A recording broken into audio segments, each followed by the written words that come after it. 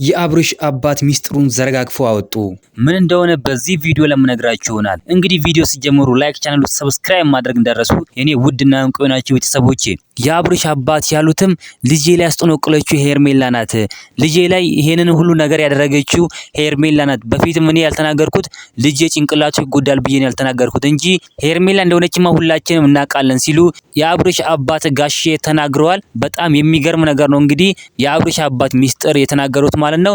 ይሄንን ሁሉ ሚስጥር ያላወጣው እስከዛሬ ልጄ ጭንቅላት ይጎዳል ብዬ ነው፣ ልጄ ይጎዳብኛል ብዬ ነው እንጂ ሄርሜላ ይሄንን ሁሉ ነገር ያደረገችው ሄርሜላ ናት፣ ይሄንን ሁሉ ሴራ ያደረገችው ሄርሜላ ናት ሲሉም የአብርሽ አባት ጋሼ ተናግሯል ማለት ነው። እንግዲህ የሩትዬ እናትም ተናግሯል። አው እኛ ዝም ብለናል፣ እኛ አልተናገርንም እንጂ ይሄ ግልጽ ነው ሲሉም የሩትዬ እናትም ተናግሯል። እንግዲህ ያው ሄርሜላ እየተባለ ይገኛል ማለት ነው። ሩትዬ እንደዚህ አትደረግም፣ ሩታ እንደዚህ አይነት ሰው አይደለችም ሲሉ የአብርሽ አባት ራሱ ጋሼ መስክረውላታል ማለት ነው። አው ሩታ በፍጹም እንደዚህ አትደረግም፣ እናቃታለን፣ ሩታችንን እናቃታለን፣ እኛ እንደዚህ አትደረግም። ስለዚህ የአብርሽ አባት ጋሼም ተናግሯል። በጣም ደስ የሚል ንግግር ነው የተናገሩት ማለት ነው። እናንተ ምን ትላላችሁ? ሀሳብ አስተያየታችሁን ኮሜንት ላይ ማስቀመጥ እንዳረሱ፣ ቪዲዮ ላይክ፣ ቻናሉ ሰብስክራይብ ማድረግ እንዳረሱ።